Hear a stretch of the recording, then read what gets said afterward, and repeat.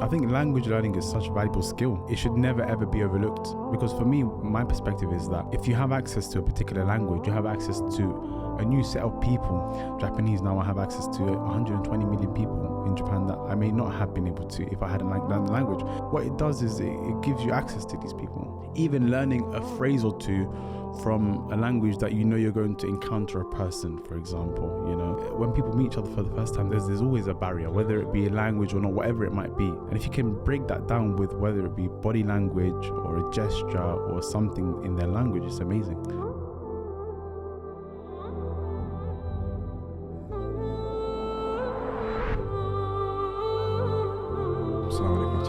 Alaikum assalam wa rahmatullahi wa barakatuh. How are you? Alhamdulillah, well, how are you? I'm very, very good. Alhamdulillah. Better now I've seen you, bro. Allahumma barik. May Allah bless you. I mean, well, You've come from far today? I've come from northwest London, so it took me about 45-minute drive. That's good. On the A406. Sunday, so there's straight to traffic, East no London. traffic. Yeah, it's not too bad. No. Alhamdulillah. So we want to, when we start every podcast, we like to get an insight into the person in terms of who they are, where they've come from, their background. No. So yeah, we'll start with that, inshallah. So give me a little insight, and the people want an insight into Sharky, inshallah. Sensei. Sharky, he said Sharky. He said Sharky. Like he said Sharky, how Sharkmake should be said. Yeah, that's Sharkmake. my name, yeah? No. My name is Sharkmake, but online people, they call me Sharky Sensei. Yeah, that's what I know you by. Yeah. May Allah bless you. But actually, you know what's funny, yeah? You know when you get a verification on TikTok, that blue tick, right? You need to put your passport and stuff on there, yeah? But my name is Sharkmake, but I misspelled it on my Instagram bio. So it says Shark with a K, which is wrong. But even though I put my passport there, they spelled it wrong. But it's Sharkmake. And yeah, I do. I'm the co-founder, the CEO of a company called Sakura Salam, and we do Muslim-friendly tours to Japan. And that's currently what we do, but we're working on a lot of different things, inshallah ta'ala. Beautiful. Yeah. So backgrounds, where are you originally from? Somali? They're people they know, man. I don't even tell them. I don't even have to tell them anything. You never know, like Allahumma barik, like you may have some different, heritage. So you're from Somali originally? I'm Somali, alhamdulillah, I'm Somali, but I was born in the UK. I was born in London. Northwest. Through and through. Harrow. Well, the hospital was in Harrow. Yeah. My time at birth, it was it's an area called Stonebridge, in Wembley, and now I'm currently this is my whole life. So you don't have to. We'll cut that bit out. I'm not even that fussed, to be honest with you. May Allah bless you.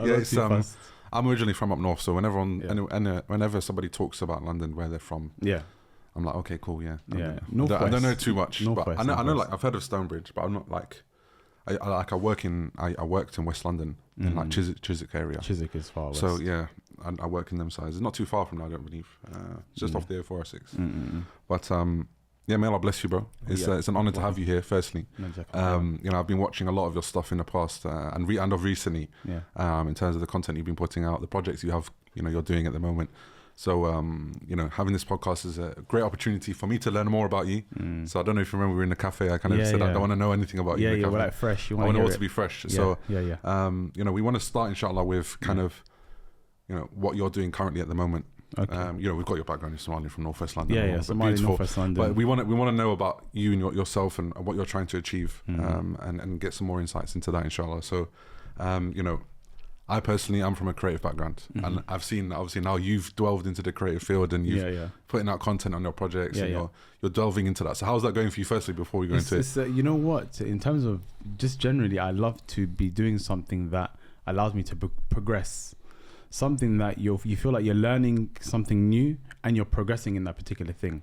And this is what content creation is for me. I'm new to it. I think we started posting like a couple of days ago. It's been 1 year since we made our official first post on Sharky Sensei, and since we started then, it's been so much learning of like what time to post, what sort of it might seem learning pedantic, right? But what time to post, what sort of captions, your brand identity, what sort of content, are you gonna have a hook in there?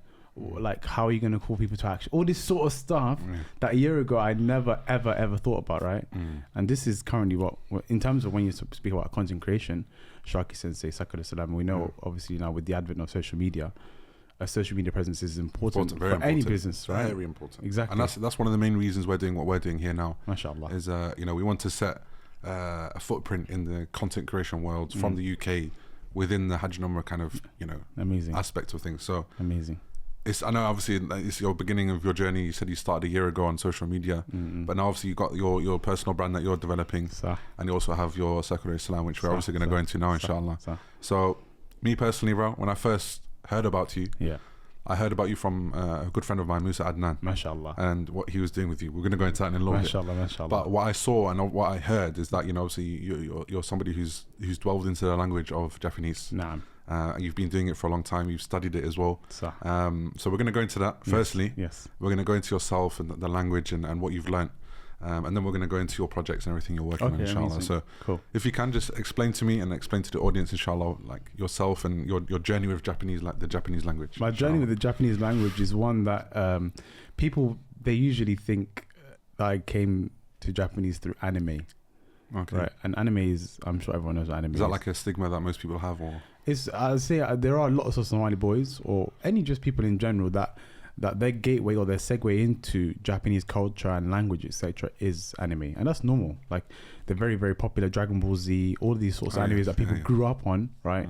Is like people just generally think that that's how I got into the language. However, I went to a secondary school that offered Japanese from year 7. That's how it happened. In Northwest London. Northwest London. It's a normal state school.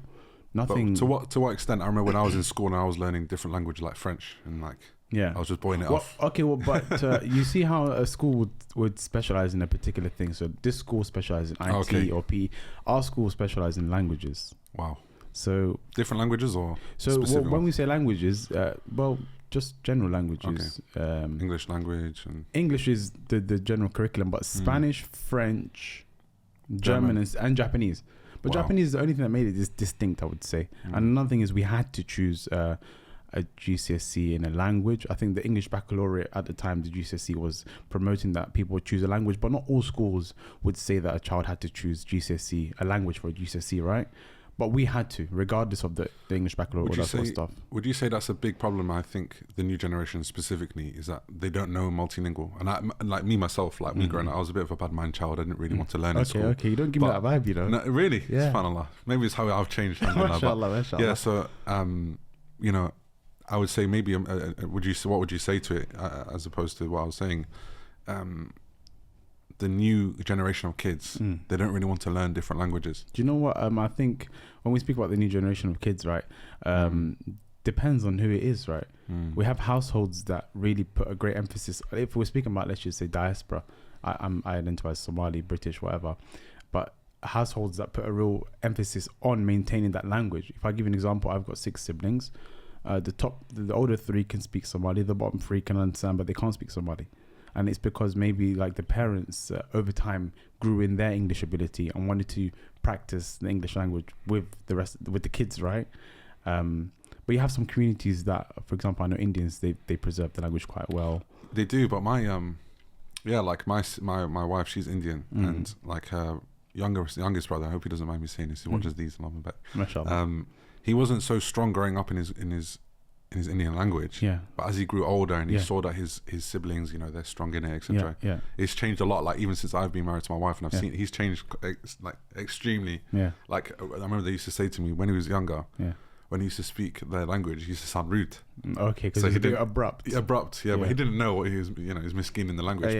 As he grew older, he grew into the language, etc. So I guess it's also like the different stages that people can learn. I don't know. I think language learning is such a valuable skill. Like it should never ever be overlooked, because for me, my perspective is that if you have access to a particular language, you have access to a new set of people. Because the English language, don't get me wrong, is the currency, if we call it, of languages. But like Arabic, obviously we can never overlook the importance of Arabic. But Somali, like, can I now even speak with my grandmother? My grandmother doesn't speak English. Would I be able to access her? My younger siblings, they have a disconnect slightly with her because of this language barrier. Japanese, now I have access to 120 million people in Japan that I may not have been able to if I hadn't learned the language. And what it does is it gives you access to these people. And even learning a phrase or two from a language that you're going to encounter a person, for example, Romanian, there's lots of Romanians. Why don't you learn how to greet someone in Romanian? And it just, when people meet each other for the first time, there's always a barrier, whether it be language or not, whatever it might be. And if you can break that down with whether it be body language or a gesture or something in their language, it's amazing. That's beautiful because, like you said, like obviously as the generations are coming out, there's English and it's becoming easier for one to speak to another. But there's still that generation of people from, you know, back from their homeland who haven't really encountered the language of English, etc. And it's the same with my wife's grandmother. Okay. She doesn't speak English, but she speaks Indian, and I learned like a few words. And what language? Because obviously it's Gujarati. Gujarati. Yeah. So they obviously there's different styles and dialects of Gujarati, and I only learned a few words, but I learned enough to kind of just, you know, that's good, man. Make that out for her. That's and, important, you know, mashallah. And just greet her and stuff, mashallah. And ask how she is. Yeah. And when I've done that, I've seen a drastic relationship and glance of like how I've maybe number one being perceived by her. Maybe she loves me even more now. Yeah. And also my connection with her and being able to say how you are and understanding that it's truly beautiful. And if it's almost like if you don't know somebody's language or the basics, or you don't have that connection with their language, it's you know, it's a very distant relationship in terms of connection that you have with somebody. I think this is very off topic a little bit, but this is one of the challenges that interracial marriages propose. Like this barrier of actually accessing the older generation in that particular family, because we grew up in the UK together. Actually, culturally, I would say I'm closer to a person who grew up in the UK than a Somali person back home. Yeah, just because of like language differences. Yeah, and lots of things, even the way I think. Yeah, to be honest with you, that's true. You know, lots of different things. So language is important. Yeah. So going back to your journey with Japanese, you said in school, that's where it kind of started the journey. Definitely. How was it in school? Was it just kind of basic, or was it kind of really kind of deep? Okay, so I chose it for GCSE first initially, and GCSE you learn like it's quite good. It's a good level, and alhamdulillah I done well in that. I got A in GCSE Japanese at the time, and even with that though, if somebody placed me in Japan, I wouldn't be able to do much, because to be honest, I studied well, I enjoyed lessons, but I didn't ever think about, wow, this is the trajectory of where my life is going to go. I want to do Japanese or teach it or do Muslim friendly tours to Japan. I never ever thought that, subhanAllah. So it was just me enjoying learning the language, and then I also ended up choosing it for A level. So I pushed on, and then from A level then to university level actually. So how was it then? Could you put conversations together? And so the first time I went to Japan was in year 13. Okay. And that was A levels, isn't it? A levels, doing Japanese A level. It was part of year 12 or year 13, one of the two. Year 13, I would say. And that was an experience. You know, just trying the Japanese that we were learning. Even then, it was shoddy. It wasn't proper. You know, but it was like we would be able to like ask for directions and do this and that, and like maybe form a short conversation. But the GCSE and A-level Japanese wasn't really focused on speaking as much. It was more about reading and writing and that sort of stuff. So we had a speaking exam, but you could memorize what you wanted to say for your speaking exam, and that would be enough. So would you say the large part of your education of Japanese is actually when you've been there and you've spoken to the people? 100%. So have you lived in Japan for a small amount of time? As part of my degree, I was there for a year. Wow. Living there in the north of Japan. You must have loved it. Amazing. Oh, the highlight of your life, like that time. Well, to be honest with you, it was an exceptional time in my life. Alhamdulillah, like it was. What were the key kind of things you learned in that year? But you know what? Like I mentioned earlier, like progress and learning and changing and evolving is something that is very important to me, right? And in that time, there was so many facets of that, right? Whether it be language, whether it be living by myself for the first time. Meeting people, like I lived in a place where I could count on one hand how many non-Japanese people there were in the whole, like my vicinity, you know, experiencing a different culture, because they do things very, very different. How were they like quite welcoming to different cultures and stuff? Yeah, like people like experiencing their culture as well. I mean, for me, like I lived in a student dorm, right? And in that dorm there was no management, or like let's just say exterior management. The dorm was student run, so the students actually managed the dorm themselves. Yeah, that's how much they trusted, like, you know, the students and the people. Yeah, amazing. Like Japan is built upon Imagine trust. that happens in the UK. We'd be all over. It couldn't happen.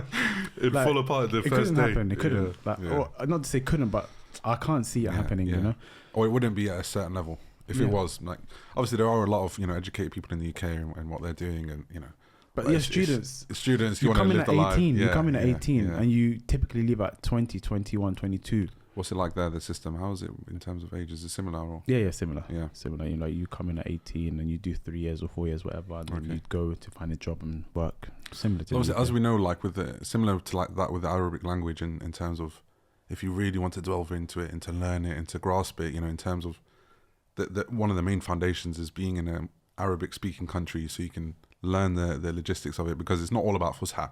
And, you know, there's so much more to it. And similar to that with other languages, you know, when you go in, you can only learn so much from just looking at a few books and speaking to a few people.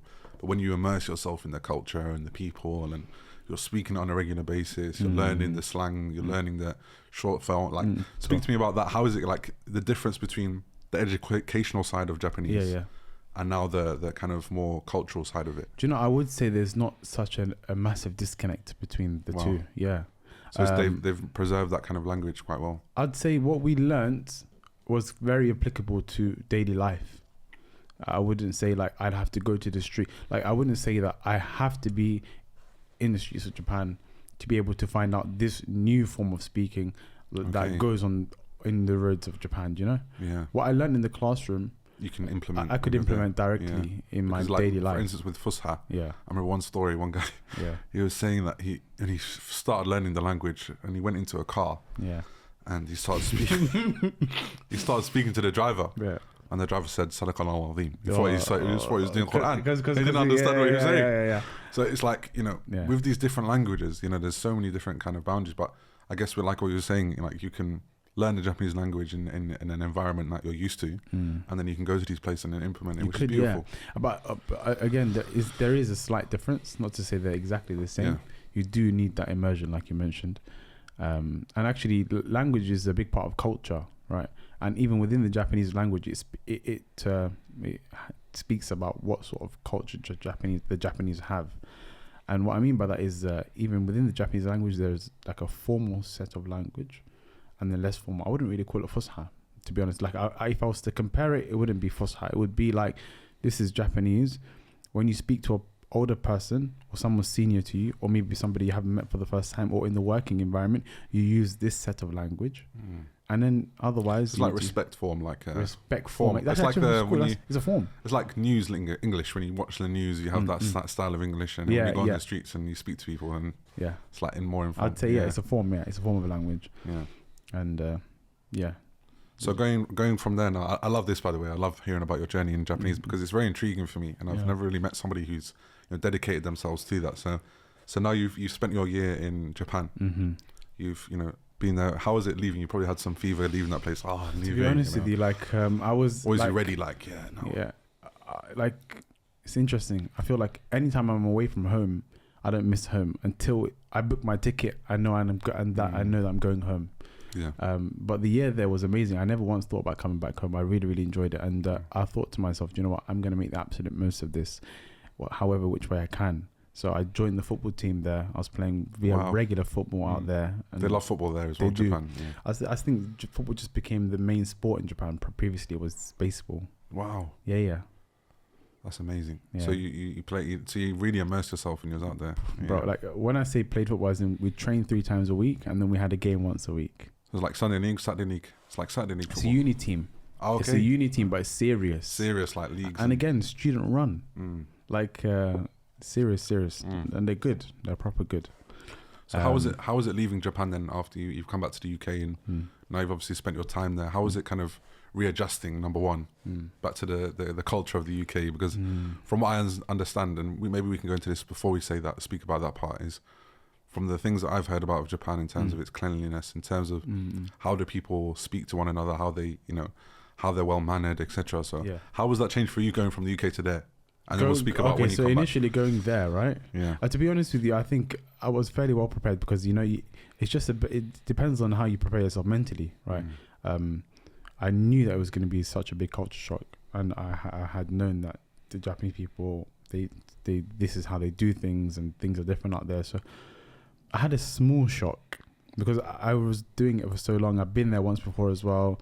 I asked lots of questions, but they are different.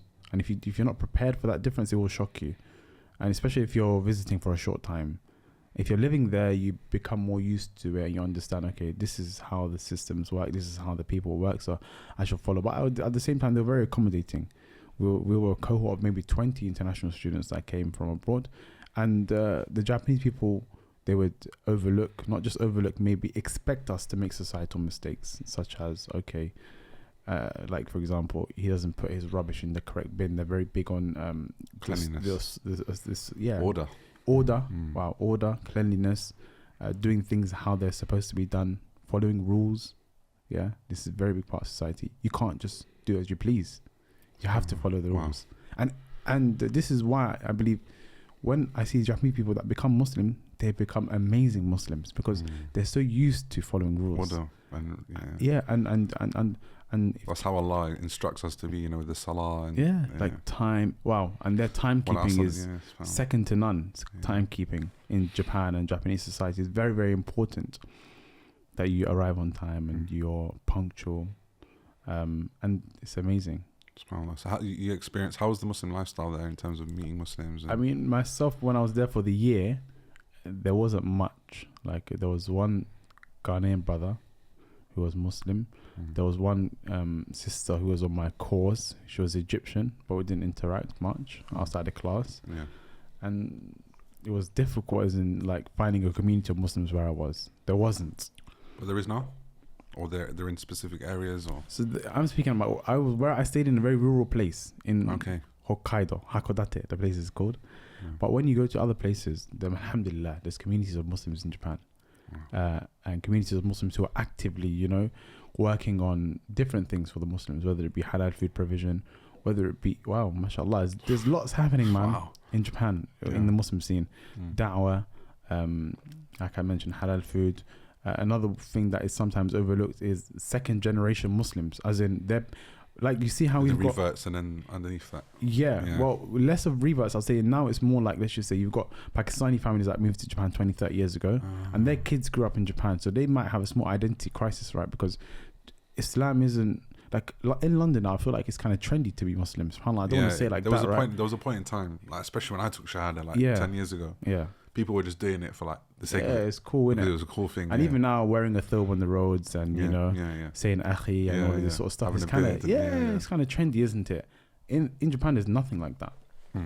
Quite the opposite. It's like, and their society is very communal. And people move in groups and very uniform. Being different isn't really praiseworthy in Japan at all.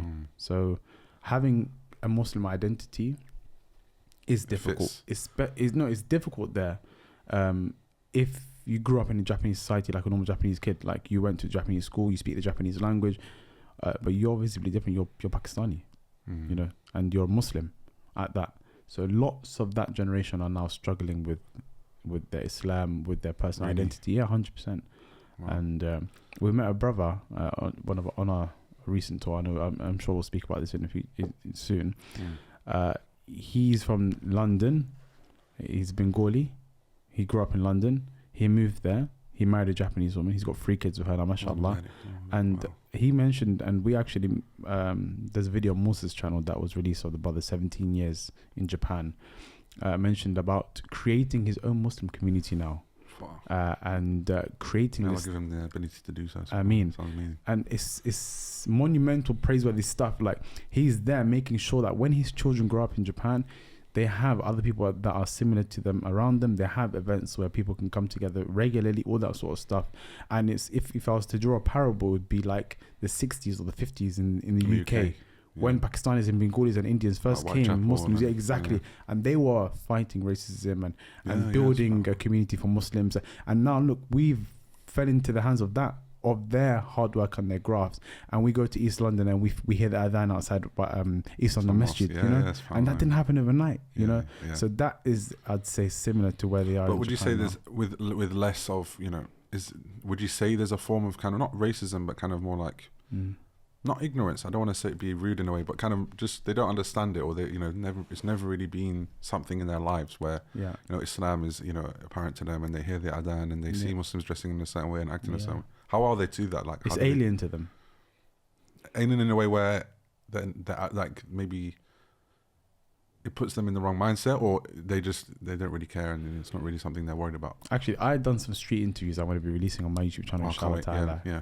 The problem is, right, a lot of them don't speak English. I started the interview in English, they speak in broken English. Then I thought, you know what? Japanese. But it'd be great for people to see you speaking it as well. Yeah, it's true. That's amazing. Yeah. So I've done those interviews in Japanese to ask the Japanese people, what's your perception of Islam? And actually, even the way I got in to ask them that question, I can't just off the bat ask them that. They'd be a bit uncomfortable to ask that. So you have to warm them into the conversation. So I asked them stuff like, we're in the center of Tokyo right now. We have lots of foreigners here. What do you feel about foreigners coming to Japan? Because they've got an aging society now, right? Where they have to, like, immigrants are going to Japan. There's lots of new non-Japanese people going to Japan now because their workforce is diminishing slightly, right? So they have to get used to the fact that immigrants are going to be coming, and even I think the word immigrants is very interesting, right? We've got migrants, we've got expats, we've got immigrants, right? How they labeled is very interesting as well, right? Anyways, there's lots of non-Japanese people moving to Japan now, and then I spoke a bit about that with them, and they say we welcome it. And then I asked them, okay, so what do you think about Islam? You know, and what was like kind of their responses? They have a perception of Islam through the media that it's a bit of a scary entity. You know, they're fear-mongered through this, you know. Yeah, they associate things like terrorism. You know, they might know things like, for example, Muslims can't eat pork, Muslims can't drink alcohol, Muslims pray, and even having that knowledge is more than the average person in Japan. One interesting thing, I know, and obviously a big part of the Japanese culture is cleanliness, right? Mm-hmm. And obviously, as we know, cleanliness is you know, part of So, I guess an angle maybe you could go from in the future is kind of like, you know, how us Muslims are clean, and you know how our deen purifies one another when we enter it, etc. It's a beautiful, but wallah, it's very interesting because obviously, as you know, when Islam entered Europe and the different countries, you know, each enters it in a different way. And with it being so befitting in Japan in terms of the cleanliness side of things, the order, like you were saying, these things, it slots together. But how is the religion over there? Like, what religion? What's the main religion? Is it Buddhism? They have Buddhism and Shintoism. Yeah. And I'd say religion is more of a customary thing there, where in the new year they'll go to the temple and ask for a good year, and they may bury their loved ones. It's cremation. They cremate, and. Like, it's not really a big part of the society. It's not in the forefront of the people's minds. Yeah. The majority of the people anyway. So religion... Would you say it's wavering out as the generations come, or do you think it's just something that's just grounded in what they do on their day-to-day life? Yeah. I'd say the newer generation as well, less connected to religion. Maybe you might see their parents, let's just say a 20 or 30-year-old Japanese person, their parents might be more religious, go to the temple more often, have a little shrine in their house and pray towards it and sort of stuff. But more disconnect from the new generation. Why do you think that is? And it goes for, like, I guess, the rest of the world. Question. I think personally, this may just be me, I think it's social media. Well, okay. The reason why is because when you jump, like, for instance, if I didn't have social media 15, 20 years ago, the only way I could contact someone is maybe through a dial phone, or like I send them a letter, right? Okay, yeah. And I'm not exposed to religions, I'm not exposed to different cultures, I'm not exposed to sounds and how people speak. But now that when I've jumped on social media, I'm seeing how this person's living out in this country and how they have the freedom, for instance, as an example, or how they have an X, Y, and Z amount of money, or, you know, what they're getting up to on a regular basis. And if you're being exposed to that, naturally it will waver your mindset towards your own culture and set like standards in your mind, unfortunately, of how somebody should maybe be, quote unquote. Okay. Right? So me personally, when I've seen, for instance, like when I'm seeing like the generations maybe losing their language, as an example. Yeah. I genuinely believe a big portion of that is social media. Okay, I've not heard this perspective before. Yeah, I think what you're saying is essentially we have access to so much, we see so much, so it affects the way we think. Yes. Okay. And I feel like, as an example, when you're waking up out of bed in the morning, the first thing you're doing is you're checking your messages or social media, and you're seeing different things. You're not thinking, oh, let me actually wake up and do the things that are natural to me within my culture and with my environment. You're already separating yourself from that by just going on your phone and looking at other people. I don't know, Allah Adam. But as in we're greatly influenced by what we see, essentially. I think social media is a big fit now of our society, and the way that people think and the way they almost lose themselves. I think what's interesting about that is like we have social media influencers, right? People who are, you know, they have an influence. Yeah, they have an influence because people essentially they subscribe to that person's life. Yeah. And we have and the more of your personal life that you share with the people, the more they become connected with you and all this sort of stuff, right? But when you are constantly in front of the camera for the people, I feel like you end up losing yourself a little bit. Yeah. You know, unless you have, I definitely agree. But if you're grounded in, you know, who you are, you have the right people around you who can advise you, and I feel like the social media game is very lonely if you make it lonely. Like, for instance, if you're a big personality and you have social media, but you're the only person on that account, that's a big problem, because you have access to so many people. You can do whatever you want. There's no accountability except that Allah is watching everything you do, but you may push that to the side and just do things, right? As opposed to people actually being on your account, being able to stop you from doing X, Y, and Z. Like people managing your account with you and I feel like there's a lack of management, especially within the Muslim kind of industry. I feel like that support and that isn't, like, it's already there for the non-Muslims. And that's why they're able to carry on and maximize their workflow and maximize the things that they're doing, because that's not something they should be worrying about or stressing about. Unless that's your forte and you're like, for instance, you know, making sure you have to put out content on a regular basis. But in terms of like identity and who you are as a person, I feel like a big part, and I think the main part of it is having the right people around you. For instance, if you're at a small stage where you're just launching and you're having the teachers around you, for instance, Islamic teachers or your family who can, you know, see what you're doing and give you feedback, or people that you're around in your community and brothers that you're attached to or sisters that you're attached to can advise you on maybe what you think not doing.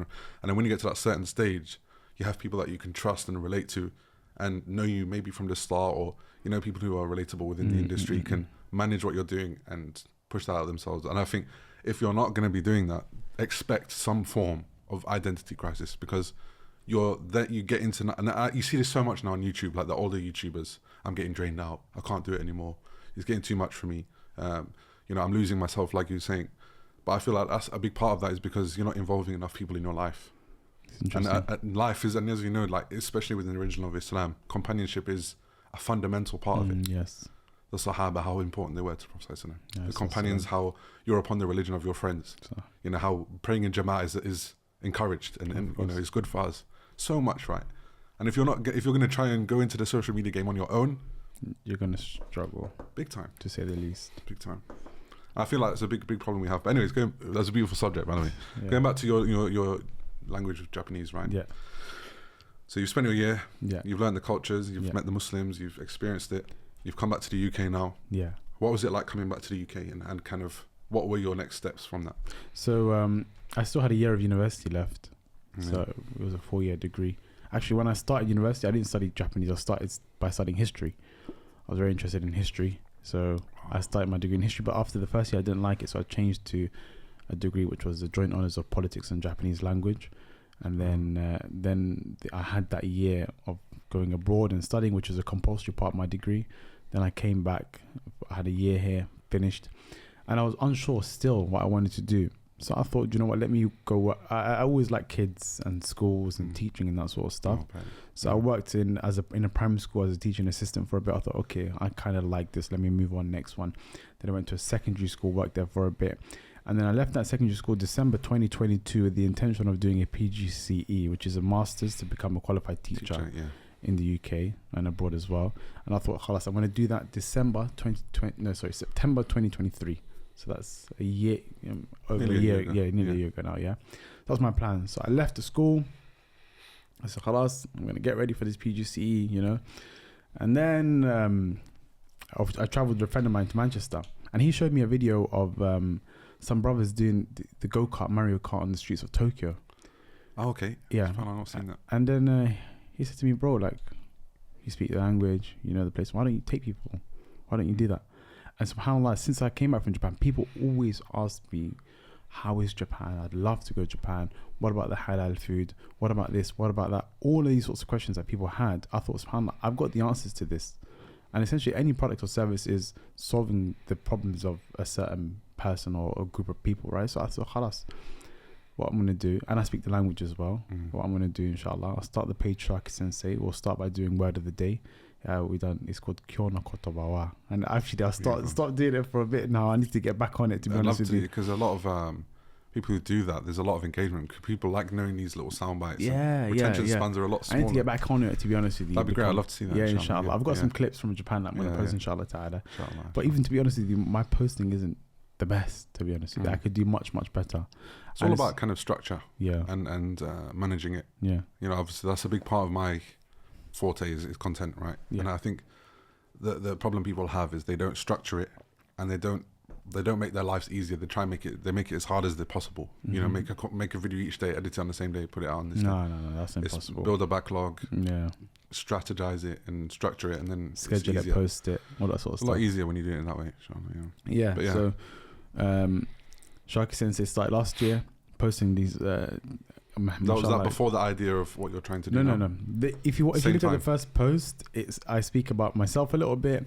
What can you expect from the page? We learn Japanese together day by day. And I said, we will have the first ever Muslim friendly Tokyo tour 2024. I said that last year, right? Alhamdulillah, I watched it back. The first video, I thought, subhanAllah, we've actually done it. Like, you know, and the idea at the time was just Tokyo.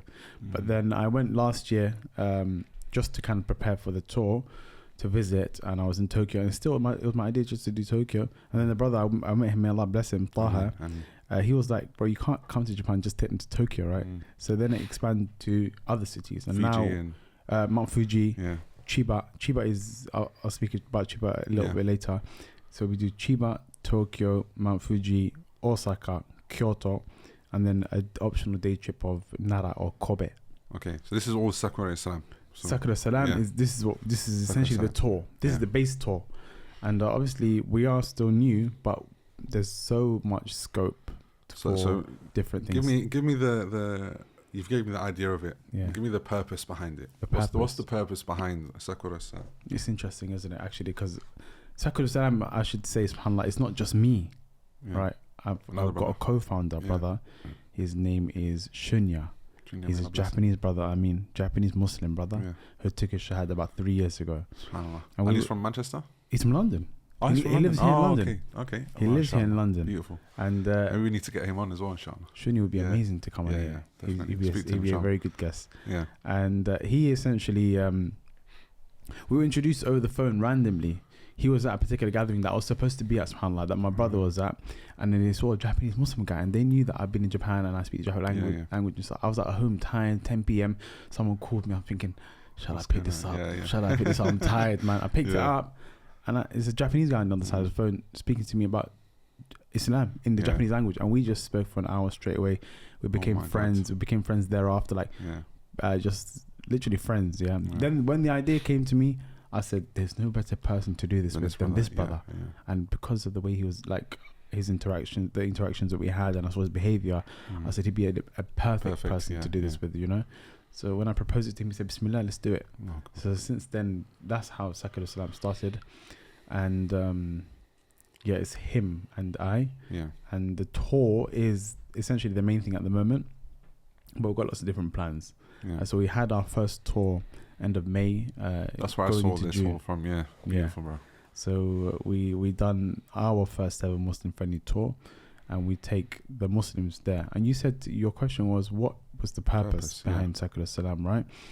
And actually there's layers, right? Because actually visiting Japan as a tourist is a form of da'wah, you know. And actually when we take people on our tours, we brief them beforehand that you need to be careful of how you behave when you come on our tours. It's not just, you know, I'm going sightseeing. It's much more than that. So that's the important thing about being, you know, with a tour guide that understands the culture of the people. It's not just like England where you can just go see Big Ben and just walk around and do whatever you want. And definitely, like we when we go to Japan, we take a day to settle in. The next day straight after that is a whole day spent with an imam, a sheikh, Japanese sheikh. His name is Sheikh Sugimoto. Very renowned in Japan, the Muslim scene in Japan. He translated the Quran into easy Japanese, and mashallah, he's got his masjid there. We visit the masjid. He does the khutbah. It's a Friday. We schedule it so that it's a Friday. He does the khutbah. He takes us to a local castle. Takes us for lunch. Come back. We have an exchange event with the masjid there, meeting the Muslims that live there, meeting the locals. You know, and you see Sudani brother, Egyptian brother, Pakistani brother, Bengali brother, and in that masjid, and they're going to be there, and it's so amazing, you know, to meet those people. SubhanAllah, one of the highlights of this trip was the fact that brothers came back and said to me, Akhi, I'm considering moving to Japan, and I've got the links of these brothers now. I'm actually going to move forward with this. SubhanAllah. And you could easily be that intermediate and help them. And 100%. So it's more than just a travel. It's you never know what you could be written for you there. You know, you could just see, I'm just going to visit, but Allahu A'lam what it becomes for you. And we're there to facilitate that essentially.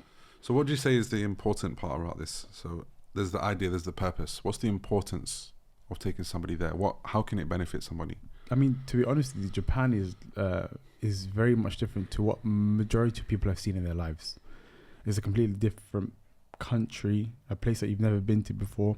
Allah says, is encouraged to go and travel and see different lands, you know, and just seeing it's a different perspective, to be honest with you. And I think that holds weight, you know, just to see different Muslims. And, not even just Muslims, to be honest with you. Different cultures. Seeing a different culture, a different land, people that behave in a different way, like the trains, they behave like this.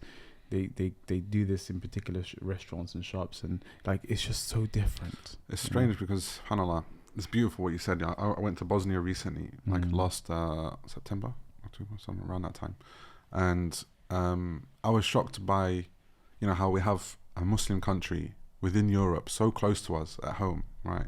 Where we go there, there's 5G internet. We go there, there's brand new roads, there's clear water, there's food, there's safety. There's so much behind it. But you go there and you experience it and you embrace the fact that there's Muslims living there and they're different to you and they're not from the UK and they've got a completely different mindset to you. I think personally, and that's one of the beauties of being an Umrah, etc. You can see the different people, but when they're there, everyone's there for a sole purpose. Right? But when you're going to their actual countries and you're to just see experiencing the daily life, them, it changes your outlook completely.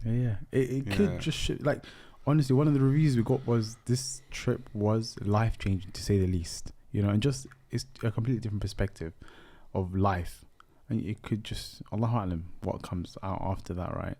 But it's just giving people the opportunity to experience it in the fullest. Because I see people going to Japan nowadays, like I see Muslims going to Japan, and they're doing the main sightseeing stuff and all of that sort of stuff. I'm sure they're enjoying themselves, right?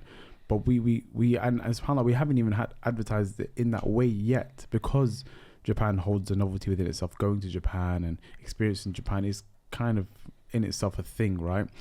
But we are yet to say this is going to be such an amazing cultural experience for you, because you're going to understand the locals, you're going to understand how to do things. We also give you language tips where I'm there physically with you, right? And I always even in this trip, I encourage the brothers, speak to them in Japanese, right? And I tell them, okay, this is how you say this is how you say this. We're in the hotel, it's raining, right? Everybody look, I'm gonna put in the group chat, this is how you say Kasa onegaishimasu, can I have an umbrella please, right? And you're going to go to the reception and ask for it in that way, so that you're embracing, you really feel like, wow. And amazing, like I say, all of the brothers by the end, they were saying little Japanese phrases and getting into it, and and that was so amazing for me to see, and it's good for the Japanese people, because they feel like these foreigners aren't just coming here to just be like aloof and speak the English language. I think that's the beauty behind what you're doing as well, bro. Wallahi, and I think it's not just any tour group, you know. You're also going there with a group of Muslims, giving them the ability to meet other Muslims who are from that country, but also to give them an aspect of the country itself, right?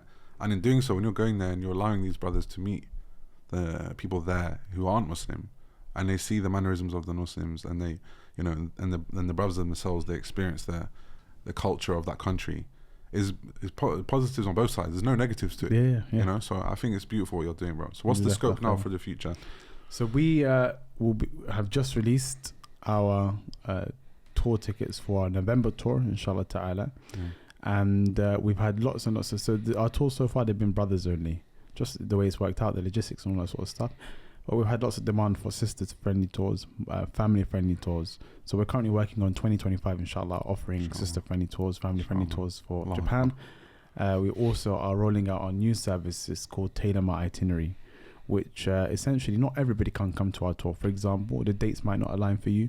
You might not want to go with a group of 10, for example. So what we do is you tell us exactly what you want to do in Japan, and this is what you're looking for, and we will make you a tailor-made itinerary. You tell us, I'm going with my husband, I'm going with my wife, I'm going with my mother, I'm going with my children. All of these sorts of things you tell us, we make you the best itinerary. And not just that, it comes with the language tips, it comes with the cultural etiquette, like a little masterclass on how to behave, all that sort of stuff. We have different level packages. We're reaching out to restaurants to get discounts on halal restaurants out there as well for the people that use that service. So it's about making sure that the Muslims experience Japan in the best way possible. And I know, I can say, I don't want to be arrogant or anything, the people that came to our tour or that do come on our tours will have a completely different experience from somebody who just books off the internet and goes themselves, you know, because we provide so much, you know, expertise and knowledge of Japan and all of that sort of stuff. You feel like you want to go there. You're going to the other side of the world. You're spending thousands of pounds anyway. So spend a bit more to really experience it in the right way, you know, not just to say later I went to Japan. Not just I went to Japan, I experienced Japan. You know, you immerse yourself within the country. Exactly. It's very easy to just go on a trip and just like go there, see a few bits, stay in your hotel, not really immerse yourself. It's beautiful that you're doing that, bro. I went on a solo trip to Morocco very recently. Just spontaneously flew. I went by myself, right? And I need to go to Morocco again. I can say I've been to Morocco, but if I go next time, inshallah, with a friend of mine, Moroccan friend of mine, and he showed me the local cafes and, you know, take me to a family's house and all of that sort of stuff, I'll be like, yes, I really went to Morocco. You probably just saw the more modernized hotel or maybe... Exactly. I stayed in the Riyadh and I came out. I was just doing my thing, chilling. Yeah. But I didn't experience Morocco. I just visited Morocco, you know, and that's the difference of going to a country. So now, what we usually do now, going into the latter part of the podcast, is more about personal experiences traveling. So we've spoken about your journeys, you know, going to Japan. You spent the 1 year there. What was the turning point for you in terms of when you was there, you know, the direction in terms of the language you wanted to take? And also, is there any other kind of journeys you've had traveling abroad, whether it be Mecca, whether it be Japan or any other country that has helped you in your life and has given you that personal experience? It's a good question, mashallah. As in myself, I'm very social.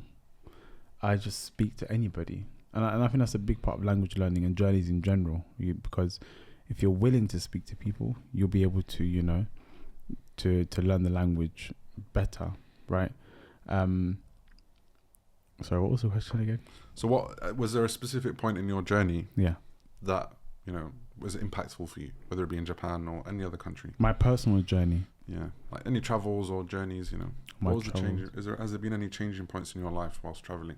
And if so, what was like it? One that I could finger point on and say this was the time that made me, you know. To be honest, I couldn't put a finger on it. To be honest with you, right?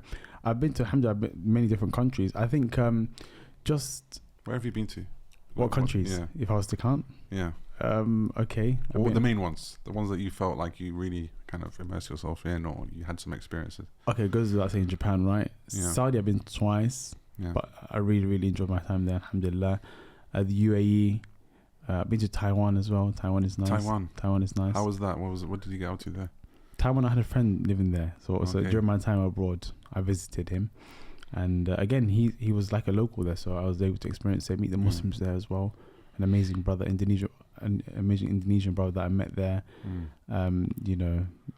So would you say and from what I can see, this is just me personally, from what I can see from your experiences in your traveling, what has maybe shifted your was all of this before you kind of started Sakura Salam? Sakura Salam? Much before. So maybe if I'm wrong in saying, maybe your interactions and immersing yourself in different cultures has allowed you to say, I want this for other people. Yeah. Would you say? I would say so. I'd say so. And I'd definitely say that all the different experience that I had from meeting all of these different people obviously has made me the person I am today.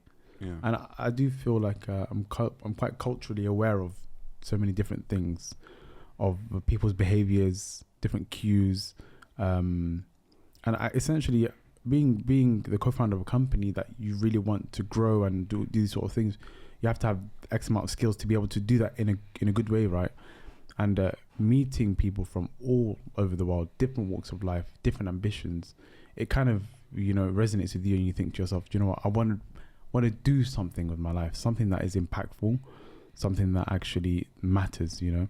And even for us, myself and Shunya, we were having a discussion of permanently moving to Japan, because obviously I'm based here in London right now, back and forth because of the trips and stuff, but possibly moving there and setting base there. Are you married and have family, or?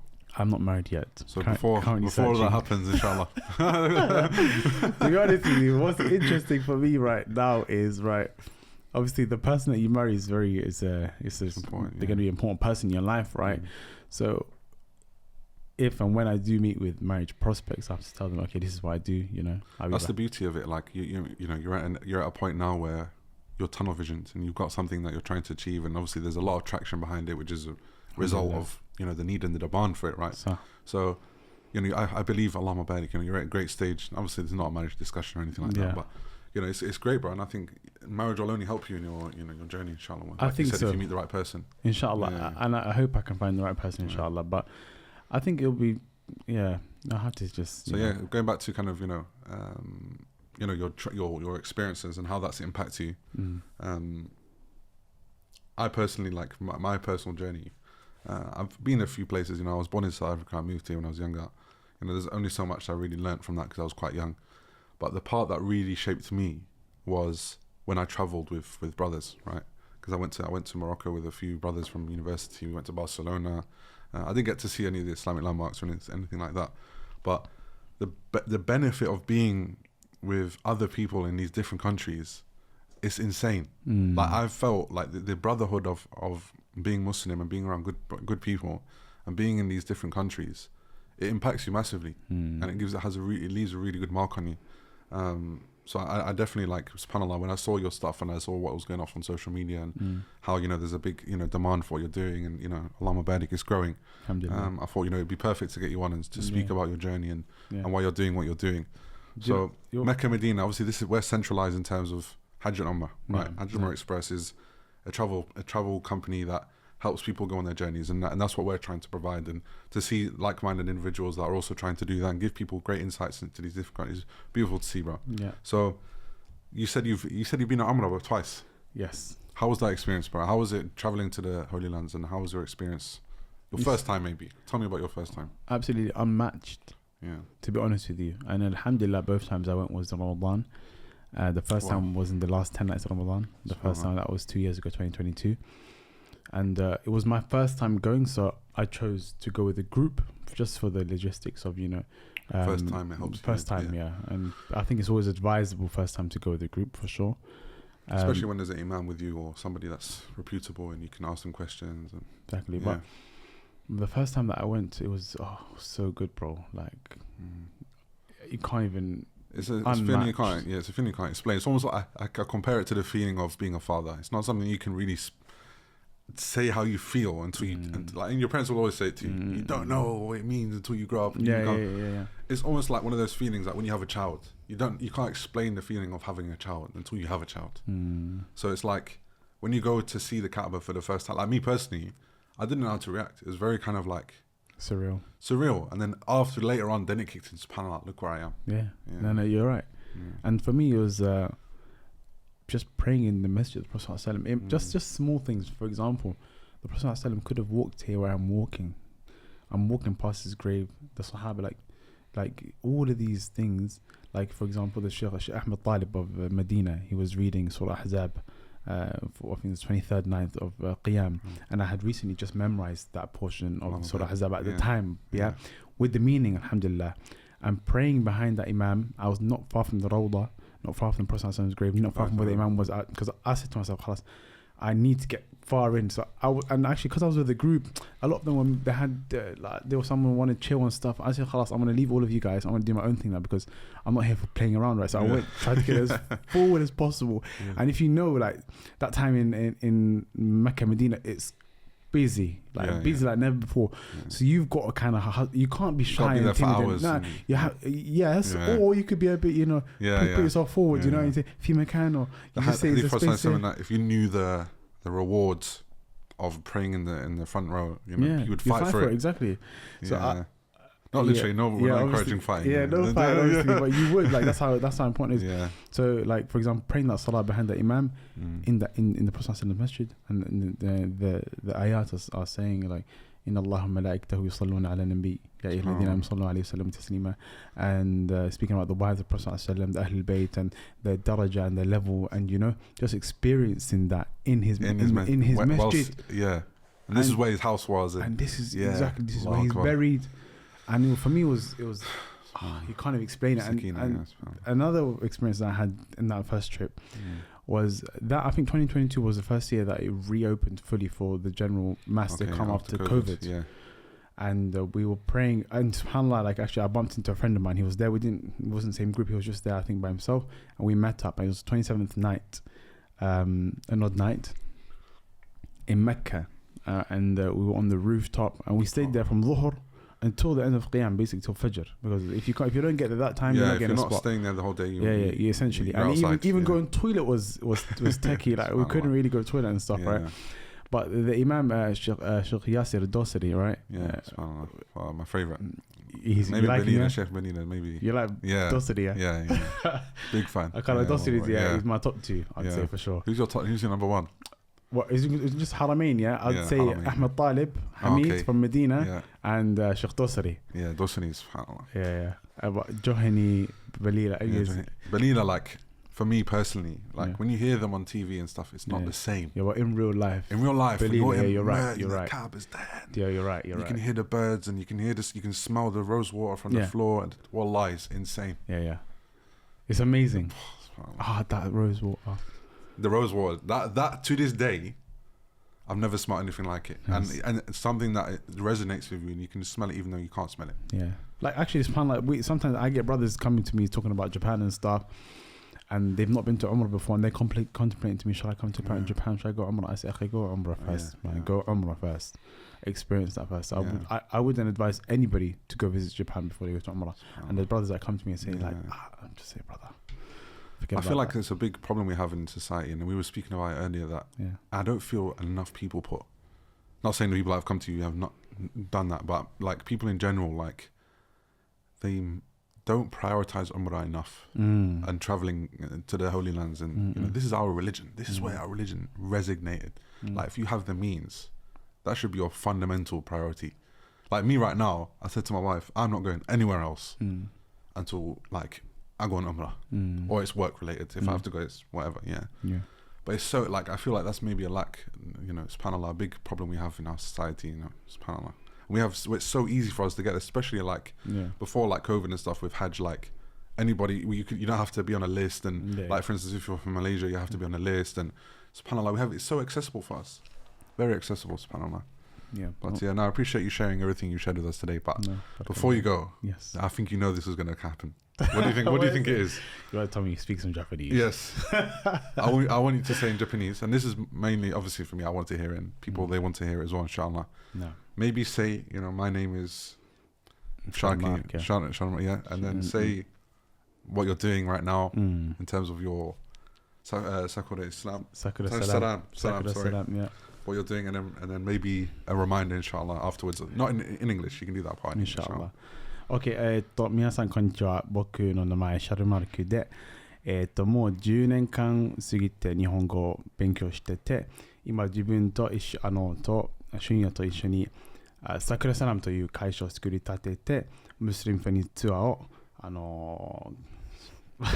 one second. Go for it. ムスリムフェニツアーをやってます。はい、よろしくお願いします。Allahu Akbar. That was beautiful, bro. I don't know. I got nervous. I'm just putting you on the spot. No, I'll cut it up. Don't worry, inshallah. Yeah. But that's amazing, bro. And if there's any last reminders you want to give to the people that are watching, you know, we're not just a place of learning about people's journeys, but we also want to give people that value and you know, something they can take away from it. So what would you say to the people that are listening and watching? As a reminder, SubhanAllah, I'd say just to fear Allah subhanahu wa ta'ala as much as possible. You know, and just for the general people, you know, that it's easy because we're doing good here, right? And people become busy with the dunya a lot, and to remember that we're gonna die, and that the akhir is the one that is the lasting one. So whatever it is that you do, hold yourself to account first. It's quite a deep one, but hold yourself to account before Allah subhanahu wa ta'ala holds you to account. And it's easy, I would say, working hard and getting caught up in dunya, but the life is short. Yeah. And we're going to meet Allah subhanahu wa ta'ala, and that Allah subhanahu wa ta'ala is going to ask us about every single thing that we've done, and that Allah subhanahu wa ta'ala can see us all the time. So for us to feel Allah subhanahu wa ta'ala as much as possible, and aim for the akhirah as much as possible, inshallah ta'ala. Habibi, wallahi, may Allah bless you. It's been an honor learning your journey, and I can't wait for all of the things you have planned in the future. Inshallah. For myself, from Hajj And Umra Express, inshallah, and we can hope to maybe see you again. Maybe on one of our trips, or we can work something out, inshallah. It's beautiful to have this relationship now. Inshallah. Jazakallah khairan for take care of inviting me. yourself. Barakallah fiik. Hayakallah, habibi. Assalamu alaikum. Salam.